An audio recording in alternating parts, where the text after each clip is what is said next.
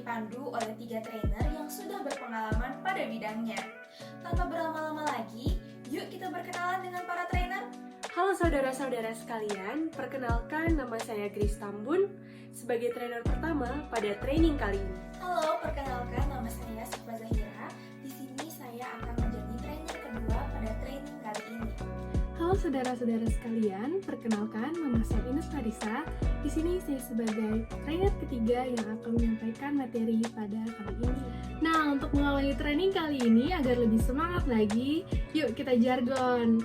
Jargonnya gampang banget nih saudara-saudara. Jika saya mengatakan tim, saudara cukup mengatakan together is beginning, together is progress, together is success. Nah, gampang banget kan? Sekarang kita coba sama-sama yuk biar lebih semangat lagi. Tim, together is beginning, together is progress, together is success. Oke, terima kasih banyak saudara-saudara sudah mau ikut jargon. Terlihat sudah pada semangat hari ini. Wah, sudah terlihat semangat ya karena jargon sebelumnya.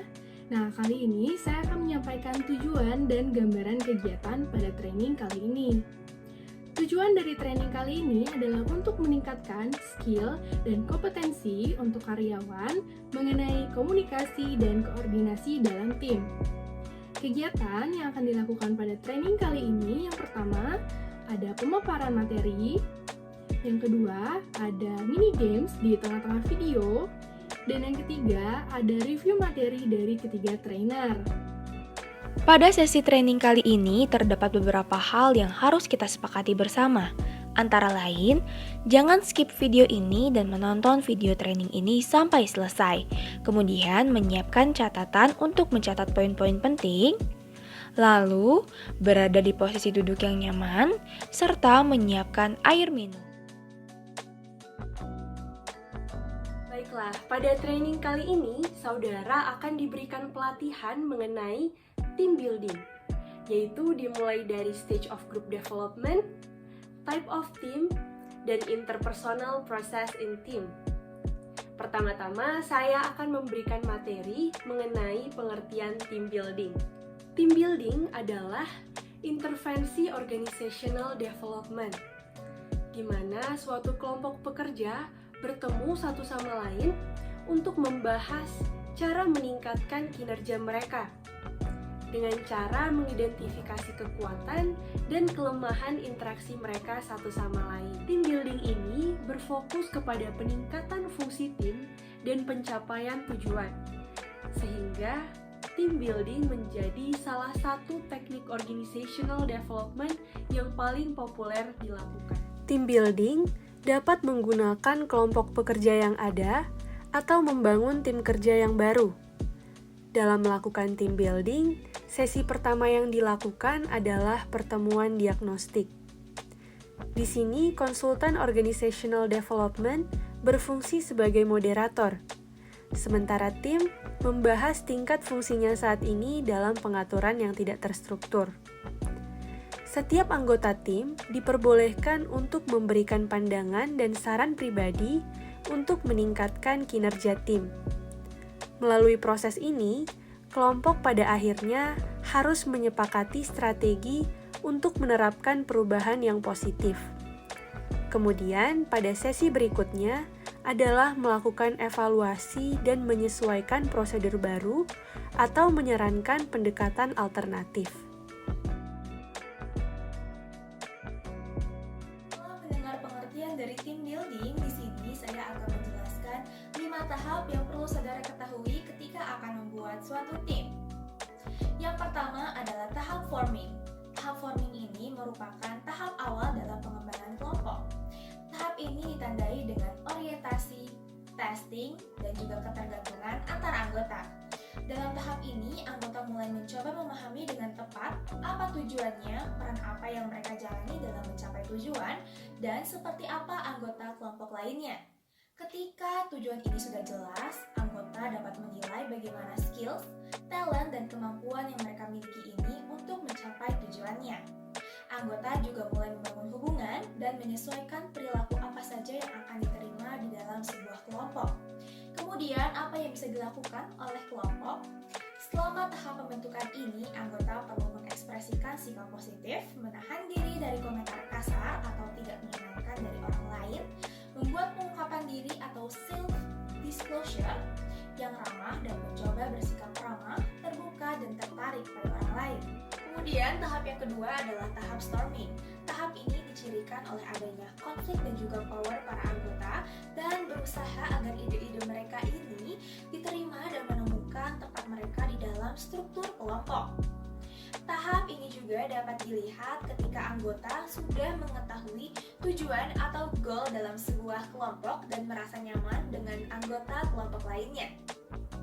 Mereka juga mulai mengungkapkan pendapat jujur mereka mengenai kelompok dan bersaing untuk mendapatkan power atau posisi.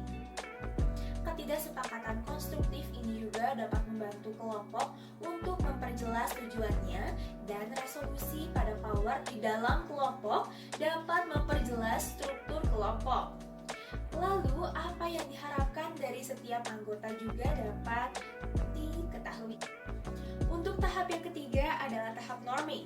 Tahap ini ditandai dengan peningkatan kohesi, kolaborasi, kepercayaan yang muncul di antara anggota, dan juga motivasi untuk mencapai sebuah tujuan kelompok. Selama tahap ini, anggota mulai menghargai perbedaan di antara mereka, memperkuat hubungan mereka, dan dengan bebas mengekspresikan ide dan pendapat yang mereka miliki untuk sebuah kelompok. Anggota juga mulai menerima norma-norma yang ditetapkan dalam sebuah kelompok dan memberikan saran atau feedback yang positif, kemudian konstruktif satu sama dengan lain. Tahap yang keempat adalah tahap performing. Tahap ini dicirikan oleh harmoni, produktivitas, pemecahan masalah, dan kepemimpinan bersama. Selama tahap ini, kelompok dapat memanfaatkan skill, pengetahuan, dan kemampuan semua anggota untuk bekerja sama mencapai sebuah tujuan kelompok.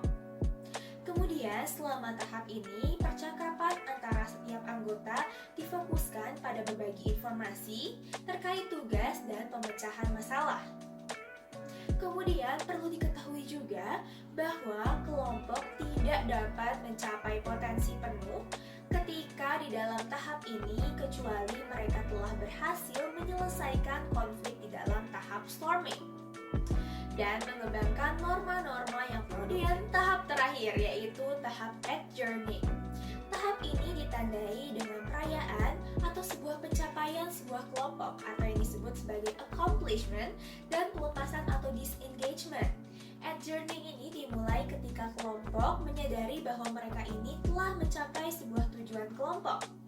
Kelompok ini akan terlibat dalam beberapa jenis perayaan, mau itu formal ataupun informal, di mana mereka ini telah mencapai tujuan kelompok. Baik, setelah mendengarkan pemaparan materi dari para trainer, selanjutnya akan ada mini games. Gamesnya cukup mudah, saudara cukup menuliskan di kolom komentar apa esensi dari video singkat yang akan ditayangkan. Hal ini berkaitan dengan materi kali ini yaitu team building. Selamat menyaksikan!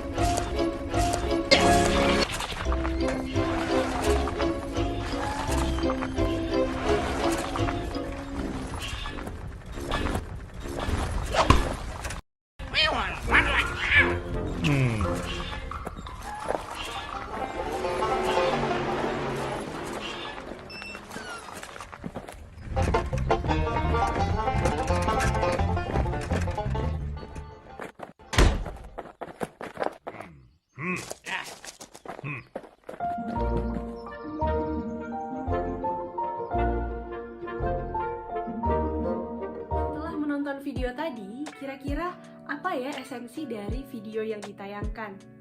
Boleh tulis di kolom komentar di bawah ya. Sebelum kita beralih ke materi selanjutnya, apakah saudara masih ingat jargon pada training kita kali ini? Ya, ketika saya mengatakan tim, maka saudara bisa menjawab together is beginning, together is progress, together is success. Kita coba ya. Tim, together is beginning, together is progress, together is success. Karena kita telah melakukan jargon, pasti sudah lebih semangat ya untuk lanjut ke materi berikutnya. Jadi untuk materi berikutnya, kita akan membahas mengenai type of team. Tipe yang pertama adalah problem resolution team. Pada tipe ini, setiap anggota tim diharapkan untuk membangun interaksi yang jujur satu sama lain dan mewujudkan integritas yang tinggi. Dalam hal ini, setiap anggota harus memiliki tingkat kepercayaan yang tinggi dalam proses penyelesaian masalah yang berfokus kepada masalah, bukan posisi atau kesimpulan yang telah ditentukan. Contoh dari tipe ini adalah Center for Disease Control. Tipe yang kedua adalah Creative Team. Pada tipe ini, anggota bertanggung jawab untuk mengeksplorasi kemungkinan dan alternatif dengan tujuan yang luas, yaitu untuk mengembangkan produk atau layanan baru. Tipe yang ketiga, yaitu poin terakhir, adalah Tactical Team. Pada tipe ini, tim bertanggung jawab untuk melaksanakan rencana yang terdefinisi dengan baik. Untuk dapat melakukannya, harus ada tingkat kejelasan tugas yang tinggi, serta definisi peran yang tidak ambigu. Keberhasilan dari tactical team ini akan bergantung dari tingginya responsivitas antar anggota tim, pemahaman yang jelas tentang siapa yang melakukan apa, dan serangkaian standar kinerja yang jelas. Contoh dari tactical team adalah tim polisi atau tim bedah jantung.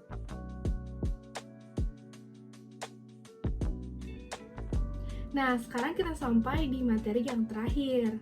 Materi yang terakhir ini akan membahas mengenai interpersonal process in team, di mana interpersonal process tim ini ditemukan dapat mempengaruhi kinerja tim secara keseluruhan.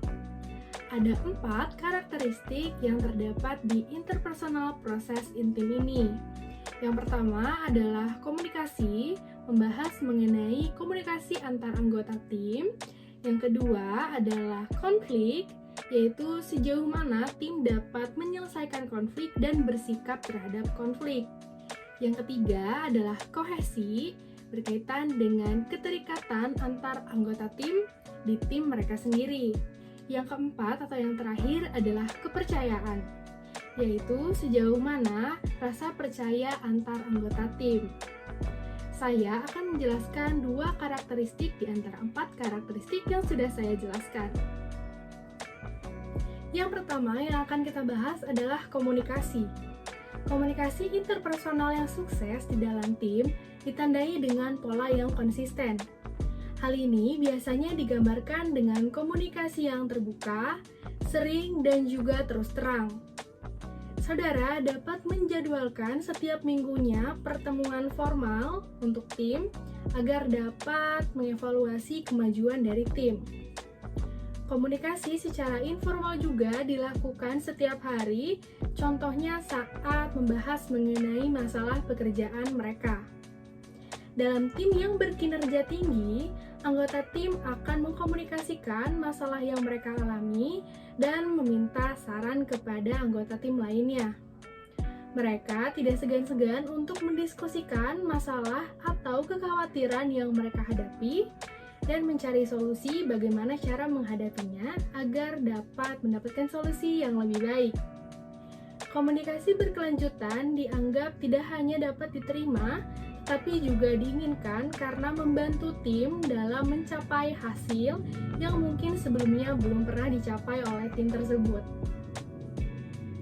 Yang kedua yang akan kita bahas adalah mengenai kohesi, yaitu sejauh mana anggota tim terikat dengan tim mereka sendiri, terutama mengenai bagaimana tim melakukan tugas-tugasnya. Kohesi ini berorientasi pada tim dan menyediakan lingkungan yang nyaman di mana anggota tim bebas untuk mengekspresikan pendapat mereka. Kelompok atau tim yang kohesif yang baik ditunjukkan dengan menerima perbedaan sebagai tambahan jawaban dan dapat mendiskusikannya dalam tim dan bukan sebagai ancaman yang dapat melemahkan kohesi. Jadi perbedaan yang ada itu tidak dianggap sebagai ancaman untuk kohesi tim tersebut. Nah, menurut Yates and Hayton, ada kemungkinan kelompok yang kohesif ini apabila telah mencapai kesamaan baik dari pikiran ataupun pendapat. Nah, apabila ada informasi tambahan yang diberikan oleh anggota lain yang mungkin akan berpengaruh pada pengambilan keputusan mereka, mungkin akan ditolak apabila dapat atau dianggap dapat melemahkan kohesi. Penghargaan yang berfokus pada pencapaian tim akan mendorong atau meningkatkan kohesi. Sedangkan penghargaan yang berfokus pada individu akan mendorong persaingan di antara anggota tim. Dan hal tersebut akan mengakibatkan kelemahan atau penurunan kohesi. Baiklah, setelah mendengarkan pemaparan materi, mari kita review kembali. Pada materi yang pertama, kita membahas mengenai definisi dari team building, yang merupakan intervensi organizational development di mana kelompok pekerja bertemu untuk membahas cara meningkatkan kinerja mereka dengan mengidentifikasi kekuatan dan kelemahan dalam interaksi mereka satu sama lain. Dalam materi ini membahas mengenai stage of group development. Terdapat 5 tahap ketika kita akan membuat suatu tim. Yang pertama ada forming, yang berisi orientasi, testing, dan ketergantungan antar anggota. Yang kedua ada storming, dicirikan adanya konflik dan power para anggota. Lalu norming, yaitu peningkatan kohesi, kolaborasi, dan kepercayaan antar anggota, serta motivasi untuk mencapai tujuan kelompok. Lalu ada performing, yang dicirikan oleh harmoni, produktivitas, pemecahan masalah, dan juga kepemimpinan bersama. Lalu tahap terakhir yaitu adjourning. Hal ini dicirikan oleh perayaan pencapaian tujuan atau accomplishment dan pelepasan atau disengagement. Pada materi yang ketiga, kita membahas mengenai types of team, yang terdiri dari tipe pertama yaitu problem resolution team, yaitu mengharuskan setiap anggota tim untuk mengharapkan bahwa interaksi di antara anggota akan jujur dan mewujudkan tingkat integritas yang tinggi. Tipe kedua terdapat creative teams, yaitu tim yang bertanggung jawab untuk mengeksplorasi kemungkinan dan alternatif dengan tujuan yang luas, yaitu mengembangkan produk atau layanan baru. Dan yang terakhir ada tactical teams, yaitu tim yang bertanggung jawab untuk melaksanakan rencana yang terdefinisi dengan baik. Nah, untuk materi yang keempat ini membahas mengenai interpersonal process in team yang dapat mempengaruhi kinerja tim secara keseluruhan. Ada 4 karakteristik, yaitu komunikasi yang membahas mengenai pentingnya komunikasi dalam tim, kedua konflik, bagaimana konflik ditangani dalam tim, serta sikap tim tentang konflik. Yang ketiga, kohesi, sejauh mana anggota tim merasa terikat dengan tim mereka. Dan yang terakhir, kepercayaan, mengenai sejauh mana rasa percaya antar anggota tim. Baik, sebelum kali ini, apakah saudara masih ingat jargon kita? Ya, betul sekali. Jika saya mengatakan tim, maka saudara dapat menjawab dengan together is a beginning, together is a progress, together is success. Yuk, kita coba sama-sama. Tim, together is a beginning, together is a progress, together is success. Baik, terima kasih saudara-saudara yang telah menonton video ini sampai akhir. Sampai jumpa pada training yang kedua, yaitu pada tanggal 2 Desember 2021.